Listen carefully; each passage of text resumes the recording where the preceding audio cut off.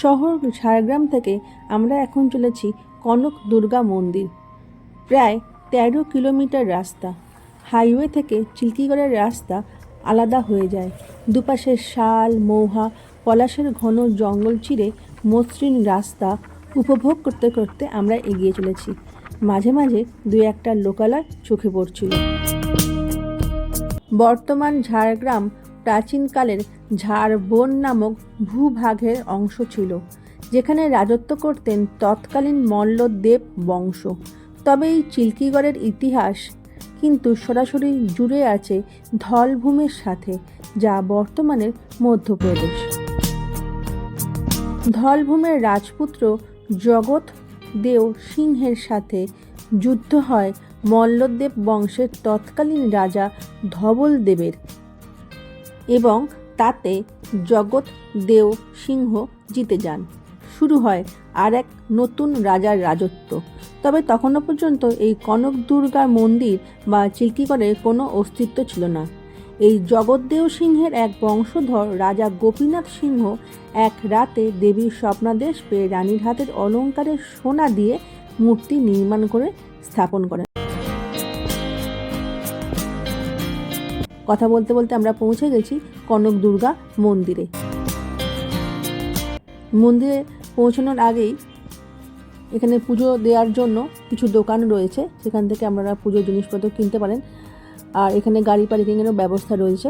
এবার একটা ছোট জঙ্গলের মধ্য দিয়ে আমাদের এগিয়ে যেতে হবে, এবং এই জঙ্গলটা কিন্তু ঔষধি গাছপালার জঙ্গল। দুপা এগোনোর সঙ্গে সঙ্গেই অন্যরকম বুনো গন্ধের আবেশ জড়িয়ে ধরলো আমাদের। এই যে পাশে যে গাছগাছালি রয়েছে, এগুলো কিন্তু শতাব্দী প্রাচীন, অধিকাংশই ঔষধি গুণসম্পন্ন। 100টিরও বেশি এই ধরনের গাছ আছে, যাদের পরিচয় লেখা আছে বোর্ডে। এই ধরনের প্রাকৃতিকভাবে সৃষ্ট ঔষধি এবং ভেষজ উদ্ভিদ সমৃদ্ধ অরণ্য হিসাবে এই কনক অরণ্যই সম্ভবত এশিয়ার বৃহত্তম এই ধরনের বিশেষ অরণ্য। কথা বলতে বলতে আমরা পৌঁছে গেছি কনক দুর্গা মন্দিরে। এখানে কিন্তু অনেক হনুমানের উৎপাত আছে, কিন্তু আমরা যে সময় গিয়েছিলাম সেই সময় কিন্তু একটাও হনুমান দেখতে পাইনি।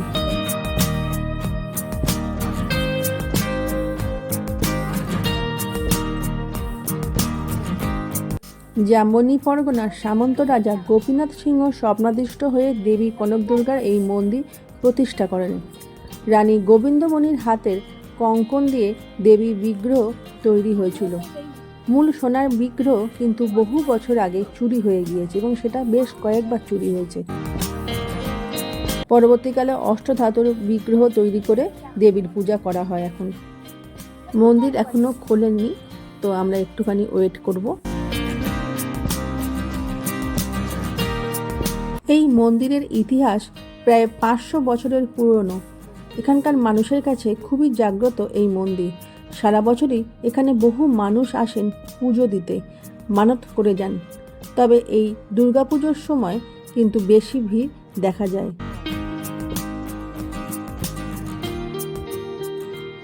এই মন্দির ঘিরে রয়েছে নানা জনশ্রুতি।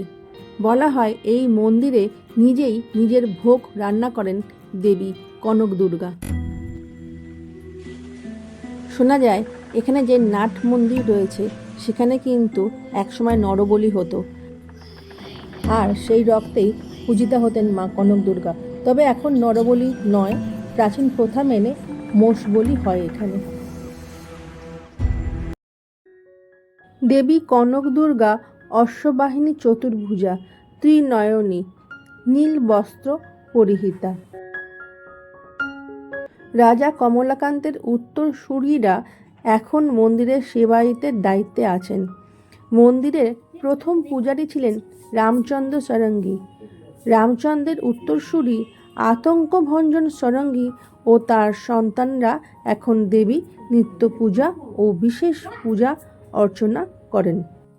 দুর্গাপুজোর 5 দিন পুজো পরিচালনার দায়িত্বে থাকেন রাজপরিবারের সদস্যরা। এখানে এই যে মন্দিরটি দেখতে পাচ্ছেন, এটি হচ্ছে প্রাচীন কনক দুর্গা মন্দির। এই মন্দিরে প্রথম দেবীকে প্রতিষ্ঠা করা হয়েছিল। তারপর এই মন্দিরটি নষ্ট হয়ে যাবার পর এখানে এই মন্দিরটি থেকে নতুন মন্দিরে দেবীকে স্থানান্তর করা হয়। পরবর্তীকালে মন্দিরটি রেনোভেট করে ওটাকে সুন্দর করা হয়। মানে এই যে ওই ভগ্নপ্রায় মন্দিরটিকে এখন এই রূপ দেওয়া হয়েছে। আর দেখুন এই মন্দিরের পাশেই রয়েছে অতিথি নিবাস। মূল মন্দির আর এই ভগ্নপ্রায় যে মন্দিরটি ছিল, যেটি রেনোভেট করা হয়েছে, তার মাঝখানে রয়েছে অতিথি নিবাস।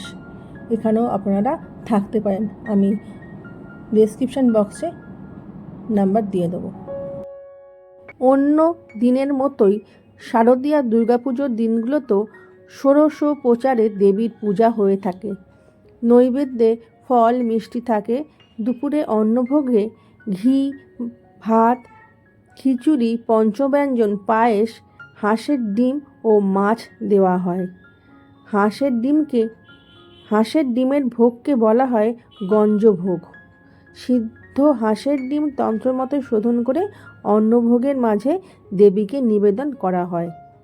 এখানে দেখুন ভোগের প্রস্তুতি শুরু হয়েছে। এটা হচ্ছে মন্দিরের রান্নাঘর।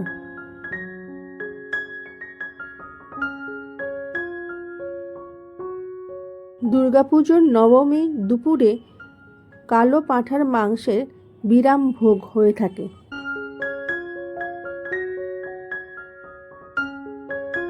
মন্দিরের পাশে একটি রাস্তা রয়েছে, যে রাস্তাটি সোজা চলে গেছে ডুলুং নদীর ধারে।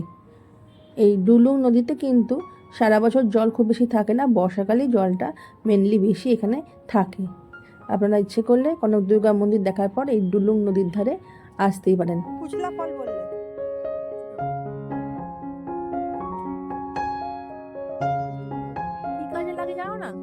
এই যে ওষুধি গাছের জঙ্গল রয়েছে, এখান থেকে কিছু ফল যেগুলো বাজারে বিক্রি করা হয়, কোনো কাজে লাগে হয়তো, সেটা ও তুলছে। 500 বছরের পুরনো এই মন্দির মানুষের কাছে খুবই জাগ্রত। তাই সারা বছর এখানে বহু মানুষ আসেন পুজো দিতে, মানত করতে। তবে দুর্গাপুজোর সময় বেশি ভিড় দেখা যায়। আমার ব্লগটা আমি এখানেই শেষ করছি। আমার ব্লগটা ভালো লাগলে please like, share and comment and subscribe my channel. সকলে খুব ভালো থাকবেন। Bye bye.